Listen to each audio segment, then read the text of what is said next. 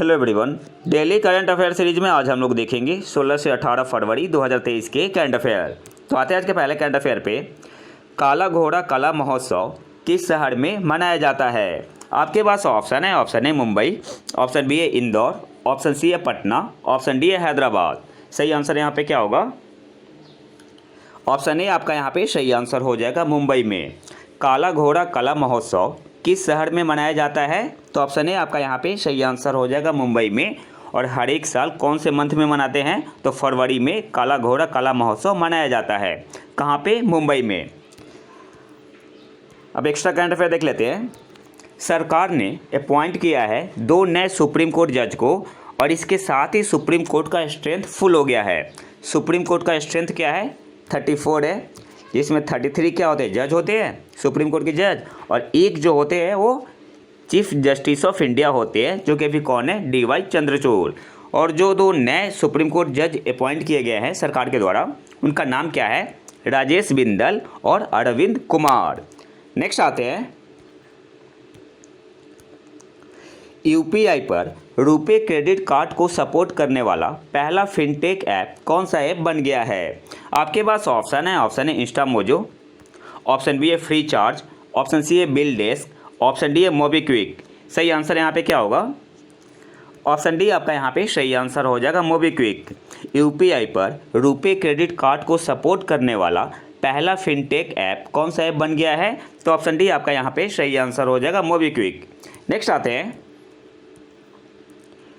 11वीं भारत मंगोलिया संयुक्त कार्य समूह की बैठक किस शहर में आयोजित हुई? आपके पास ऑप्शन है। ऑप्शन है इंदौर, ऑप्शन बी है मुंबई, ऑप्शन सी है नई दिल्ली, ऑप्शन डी है चंडीगढ़। सही आंसर यहाँ पे क्या होगा? ऑप्शन सी आपका यहाँ पे सही आंसर हो जाएगा, नई दिल्ली। 11वीं भारत मंगोलिया संयुक्त कार्य समूह की बैठक किस शहर में आयोजित हुई? तो ऑप्शन सी आपका यहाँ पे सही आंसर हो जाएगा, नई दिल्ली। इसके अलावा आपको याद रखना है, इंडिया आसियान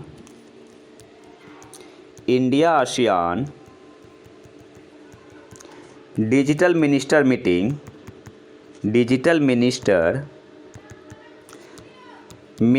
कहाँ पे हुई? नई दिल्ली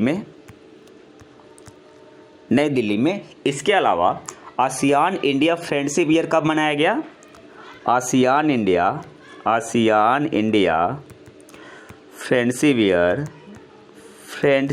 ईयर कब मनाया गया? 2022 में। और इसकी थीम क्या थी? सिनर्जी टुवार्ड्स ए सस्टेनेबल डिजिटल फ्यूचर। मैं यहाँ पे लिख दे रहा हूँ, इसकी थीम थी सिनर्जी टुवार्ड्स ए सस्टेनेबल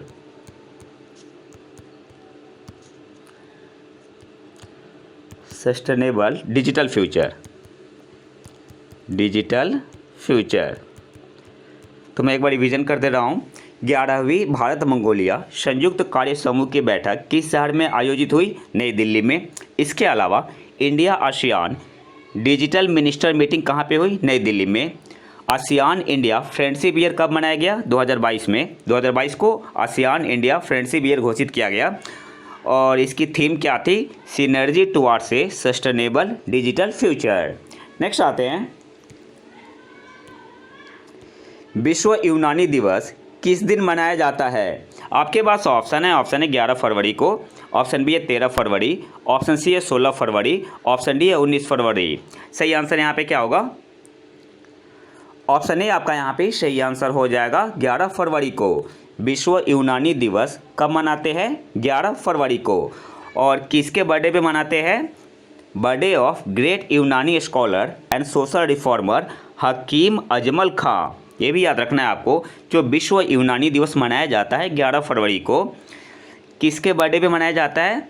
तो उनका नाम क्या है? ग्रेट यूनानी स्कॉलर एंड सोशल रिफॉर्मर रहे हैं, उनका नाम है हकीम अजमल खां। और 2023 की इसकी थीम क्या है? यूनानी मेडिसिन फॉर पब्लिक हेल्थ। तो एक बार रिवीजन कर लेते हैं। विश्व यूनानी दिवस किस दिन मनाया जाता है? 11 फरवरी को। किनके बर्थडे को मार्क करने के लिए? तो उनका नाम है हकीम अजमल खां। 2023 की थीम क्या थी? यूनानी मेडिसिन फॉर पब्लिक हेल्थ। इसके अलावा हमें क्या याद रखना है? 13 फरवरी को क्या मनाते हैं? World radio day. 13 फरवरी को मनाते हैं world radio day, world radio day. और 2023 की इसकी थीम क्या है? 2023 की इसकी थीम है radio and peace, radio and peace. और इसके अलावा 13 फरवरी को मनाते हैं national women's day, national women's day. तो आपको याद क्या क्या रखना है? विश्व यूनानी दिवस 11 फरवरी, किन के बर्थडे को मार्क करने के लिए मनाया जाता है? तो हकीम अजमल खां। 2023 की इसकी थीम क्या है? यूनानी मेडिसिन फॉर पब्लिक हेल्थ। 13 फरवरी को क्या मनाते हैं? World radio day. 2023 की इसकी थीम क्या है? Radio and peace. और 13 फरवरी को और क्या मनाते हैं? National women's day. नेक्स्ट आते हैं वर्ल्ड गवर्नमेंट समिट 2023 का विषय क्या है?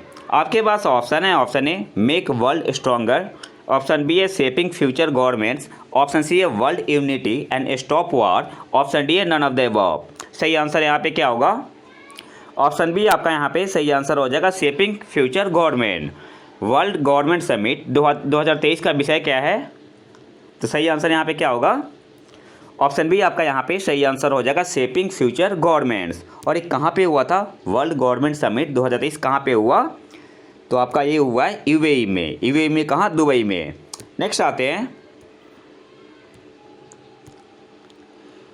इंडियन राइस कांग्रेस 2023 का विषय क्या है, जो कि सेकेंड एडिशन था। आपके पास ऑप्शन है, option A transforming rice research, option B है ग्रो राइस, ऑप्शन सी है rice and health, option D है नन ऑफ द अबव। सही आंसर यहाँ पे क्या होगा?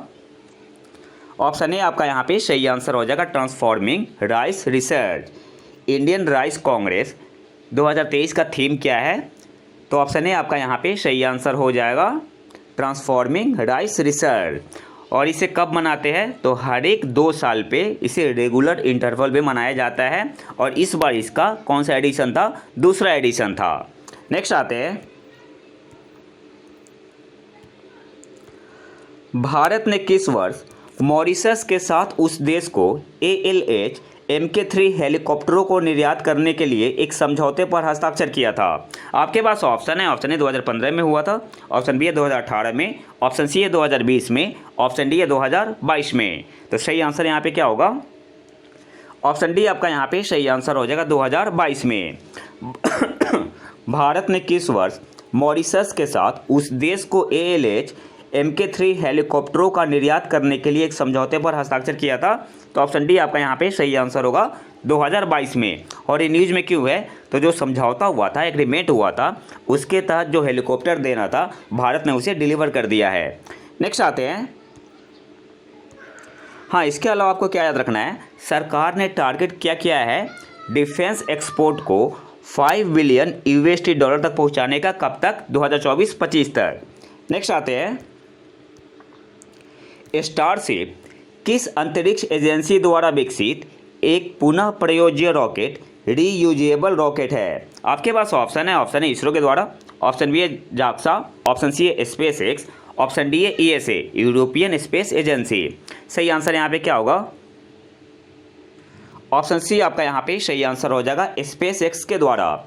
स्टारशिप किस अंतरिक्ष एजेंसी द्वारा विकसित एक पुनः प्रयोज्य रॉकेट, रीयूजेबल रॉकेट है? तो ऑप्शन सी आपका यहाँ पे सही आंसर होगा, SpaceX के द्वारा।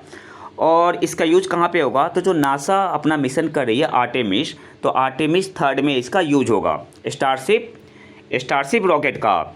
और आपसे एग्जाम में ऐसे भी पूछ सकता है कि स्टारशिप क्या है? तो एक रीयूजेबल रॉकेट है। नेक्स्ट आते हैं महाराष्ट्र का राज्यपाल किसे नियुक्त किया गया है? आपके पास ऑप्शन है, option A Ramesh Bais, option B है राजेंद्र विश्वनाथ आर्लेकर, ऑप्शन सी है आनंदीबेन पटेल, ऑप्शन डी है कलराज मिश्रा। सही आंसर यहाँ पे क्या होगा?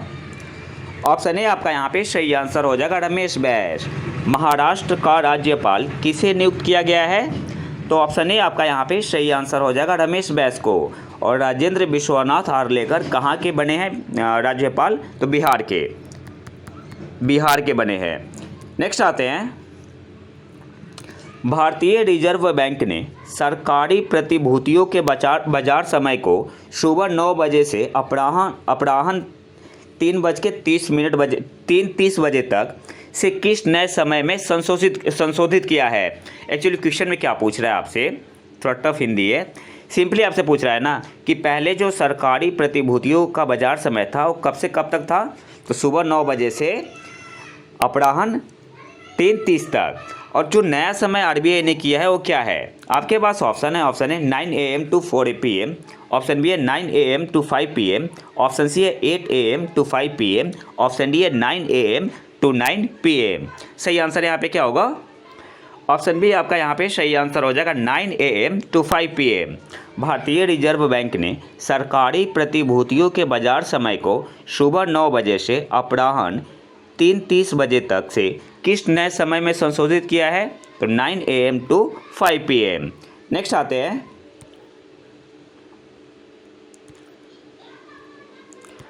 12वां विश्व हिंदी सम्मेलन कहाँ आयोजित हुआ।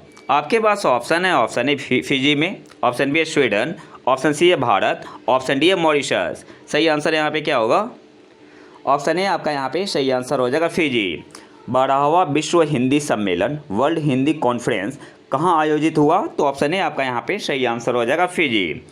और थीम क्या था, इस कॉन्फ्रेंस का मेन थीम क्या था, from traditional knowledge to artificial intelligence. Hindi में क्या बोलेंगे, हिंदी पारंपरिक ज्ञान से कृत्रिम मेधा तक। तो देखो थीम हमेशा ना इंग्लिश में ही याद रखो। थीम क्या था, वर्ल्ड हिंदी कॉन्फ्रेंस, 12वें विश्व हिंदी सम्मेलन का थीम क्या था, from traditional knowledge to artificial intelligence. और ये कहाँ पे हुआ था, कहाँ पे आयोजित हुआ था, तो फिजी में। और पहला जो हुआ था ये कहाँ पे हुआ था, तो पहला जो विश्व हिंदी सम्मेलन हुआ था वो हुआ था आपका नागपुर, भारत में। नेक्स्ट आते हैं, अब्दुल नज़ीर सुप्रीम कोर्ट के सेवानिवृत्त न्यायाधीश है। भारत के राष्ट्रपति ने उन्हें किस राज्य का राज्यपाल नियुक्त किया। आपके पास ऑप्शन है तेलंगाना, ऑप्शन बी है महाराष्ट्र, ऑप्शन सी है केरल, ऑप्शन डी है आंध्र प्रदेश। सही आंसर यहाँ पे क्या होगा, ऑप्शन डी आपका यहाँ पे सही आंसर हो जाएगा आंध्र प्रदेश। अब्दुल नज़ीर सुप्रीम कोर्ट के सेवानिवृत्त न्यायाधीश है। भारत के राष्ट्रपति ने उन्हें किस राज्य का राज्यपाल नियुक्त किया, तो ऑप्शन डी आपका यहाँ पे सही आंसर होगा आंध्र प्रदेश। नेक्स्ट आते हैं,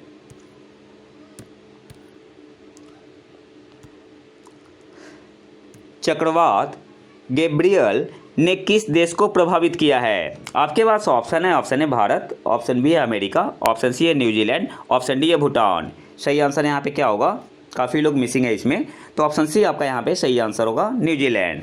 चक्रवात गैब्रियल ने किस देश को प्रभावित किया, तो ऑप्शन सी आपका यहाँ पे सही आंसर होगा न्यूजीलैंड। और आपको याद क्या रखना है, जो साइक्लोन गैब्रियल है, गैब्रियल ये किस टाइप का साइक्लोन है, तो ट्रॉपिकल साइक्लोन है। तो आपको याद क्या रखना है, चक्रवात गैब्रियल ने किस देश को प्रभावित किया है, न्यूजीलैंड को। और जो चक्रवात गैब्रियल है ये कौन सा साइक्लोन है, तो ट्रॉपिकल साइक्लोन है। नेक्स्ट आते हैं, एरो इंडिया 2023 इवेंट में कितने MOU साइन किए गए। आपके पास ऑप्शन है 251, ऑप्शन बी है 351, ऑप्शन सी है 151, ऑप्शन डी है 551। सही आंसर यहाँ पे क्या होगा, ऑप्शन ए आपका यहाँ पे सही आंसर हो जाएगा 251। एरो इंडिया 2023 इवेंट में कितने MOU साइन किए गए, तो ऑप्शन ए आपका यहाँ पे सही आंसर होगा 251। और ये कहाँ पे हुआ था, बेंगलुरु में। और इसका इनॉग्रेशन किसने किया था, तो प्रधानमंत्री नरेंद्र मोदी जी ने। अब दो और इम्पोर्टेंट पॉइंट देख लो, डिफेंस करंट अफेयर से है। आपसे पूछ सकता है कि तपस क्या है, तो तपस क्या है, अनमैन्ड एरियल व्हीकल है। तपस क्या है, अनमैन्ड एरियल व्हीकल है। और दूसरा पॉइंट जो आपको याद रखना है, आपसे पूछ सकता है इस्तार क्या है, तो इस्तार क्या है, मल्टी इंटेलिजेंस एयरक्राफ्ट है। इस्तार क्या है, मल्टी इंटेलिजेंस एयरक्राफ्ट है।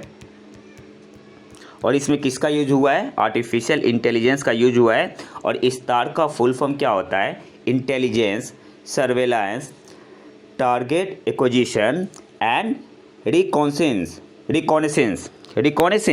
इस्तार क्या है, इंटेलिजेंस, सर्वेलांस, टारगेट एक्विजिशन और रिकॉनेसेंस। नेक्स्ट आते हैं अंतर्राष्ट्रीय मिर्गी दिवस किस दिन मनाया जाता है। आपके पास ऑप्शन है, ऑप्शन ए फरवरी का दूसरा बुधवार, ऑप्शन बी है फरवरी का दूसरा सोमवार, ऑप्शन सी है मार्च का दूसरा सोमवार, ऑप्शन डी है अप्रैल का दूसरा सोमवार। सही आंसर यहाँ पे क्या होगा? ऑप्शन बी आपका यहाँ पे सही आंसर हो जाएगा, फरवरी का दूसरा सोमवार। इंटरनेशनल एपिलेप्सी डे कब मनाया जाता है? तो ऑप्शन बी आपका यहाँ पे सही आंसर होगा, नर्वस डिसऑर्डर है मिर्गी, तो ऑप्शन बी आपका यहाँ पे सही आंसर होगा, फरवरी का दूसरा सोमवार। और 2023 की इसकी थीम में स्टिग्मा। याद क्या क्या रखना है? इंटरनेशनल एपिलेप्सी डे, अंतर्राष्ट्रीय मिर्गी दिवस कब मनाते हैं? तो फरवरी के दूसरे सोमवार को, और 2023 की इसकी थीम में स्टिग्मा। नेक्स्ट आते हैं, किस देश के वैज्ञानिकों ने लोकस्ट एंटीना के साथ सूंघने वाला रोबोट विकसित किया है? लोकस्ट का मतलब क्या हुआ? वो जो टिड्डा होता है ना, उसे हम लोग इंग्लिश में क्या बोलते हैं? लोकस्ट बोलते हैं। आपके पास ऑप्शन है, ऑप्शन है इजराइल, ऑप्शन बी है फ्रांस, ऑप्शन सी है भारत, ऑप्शन डी है जापान। सही आंसर यहाँ पे क्या होगा? ऑप्शन ए आपका यहाँ पे सही आंसर हो जाएगा, इजराइल। किस देश के वैज्ञानिकों ने लोकस्ट एंटीना के साथ सूंघने वाला रोबोट विकसित किया है? बेसिकली ये बायोसेंसर है, तो ऑप्शन ए आपका यहाँ पे सही आंसर हो जाएगा, इजराइल। और इसमें किसका यूज किया गया है? लोकस्ट का। नेक्स्ट आते हैं,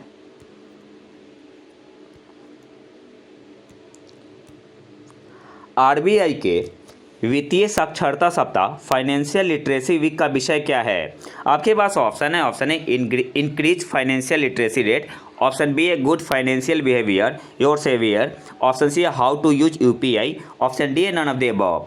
सही आंसर यहाँ पे क्या होगा? ऑप्शन बी आपका यहाँ पे सही आंसर हो जाएगा, good financial behaviour your saviour. RBI के वित्तीय साक्षरता सप्ताह फाइनेंशियल लिटरेसी वीक का विषय क्या है? तो ऑप्शन बी आपका यहाँ पे सही आंसर हो जाएगा, good financial behaviour your saviour.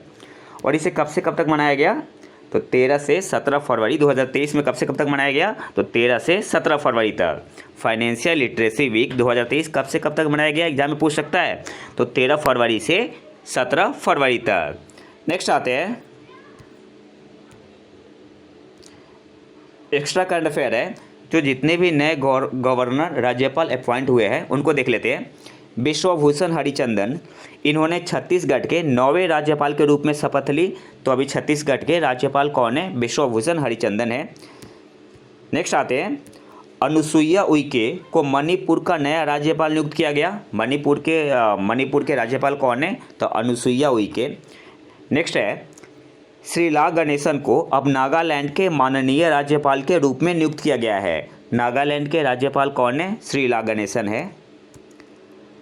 Phagu Chauhan कहाँ के बने हैं? मेघालय के राज्यपाल बने हैं। राजेंद्र विश्वनाथ आर्लेकर बिहार के राज्यपाल बने हैं। रमेश बैस महाराष्ट्र के बने हैं 20वें राज्यपाल। इसके अलावा सेवानिवृत्त ब्रिगेडियर बी.डी. मिश्रा को लद्दाख के नए उपराज्यपाल के रूप में शपथ दी गई है। तो यहाँ से आपको याद क्या रखना है? लद्दाख के नए उपराज्यपाल कौन बने हैं? तो बी.डी. मिश्रा। लेफ्टिनेंट जनरल कैवल्य त्रिविक्रम को अरुणाचल प्रदेश का राज्यपाल नियुक्त किया गया है। तो अरुणाचल प्रदेश के राज्यपाल कौन है? लेफ्टिनेंट जनरल कैवल्य त्रिविक्रम। इसके अलावा सिक्किम का राज्यपाल किन्हें बनाया गया है? लक्ष्मण प्रसाद आचार्य को। झारखंड का राज्यपाल सीपी राधाकृष्णन। पीडीएफ मैंने टेलीग्राम पे डाल दिया है, आप वहाँ से ले सकते हैं। फिर गुलाब चंद कटारिया को असम का राज्यपाल नियुक्त किया गया है। गुलाब चंद कटारिया को असम का राज्यपाल नियुक्त किया गया है। हिमाचल प्रदेश का राज्यपाल किन्हें नियुक्त किया गया है? शिव प्रताप सिंह को। और सेवानिवृत्त सुप्रीम कोर्ट के न्यायाधीश अब्दुल नजीर को आंध्र प्रदेश का राज्यपाल नियुक्त किया गया है। तो एक बार रिवीजन कर लेते हैं।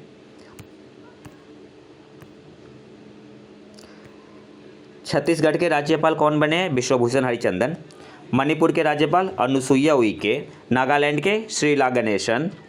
फागू चौहान मेघालय के बने हैं। राजेंद्र विश्वनाथ आर्लेकर बिहार के बने हैं। रमेश बैस महाराष्ट्र के 20वें राज्यपाल। बी.डी. मिश्रा लद्दाख के नए उपराज्यपाल बने हैं। और अरुणाचल प्रदेश के गवर्नर कौन बने हैं राज्यपाल? तो कैवल्य त्रिविक्रम। फिर सिक्किम के राज्यपाल कौन बने हैं? सिक्किम के राज्यपाल लक्ष्मण प्रसाद आचार्य, झारखंड के राज्यपाल सीपी राधाकृष्णन, असम के राज्यपाल गुलाब चंद कटारिया, हिमाचल प्रदेश के राज्यपाल शिव प्रताप सिंह और आंध्र प्रदेश के राज्यपाल अब्दुल नज़ीर। नेक्स्ट आते हैं, उल्फ पुरस्कार किस देश के उल्फ फाउंडेशन द्वारा प्रस्तुत किया जाता है? आपके पास ऑप्शन है यूएसए, ऑप्शन बी है यूएई, ऑप्शन सी है फ्रांस, ऑप्शन डी है इजराइल। सही आंसर यहाँ पे क्या होगा?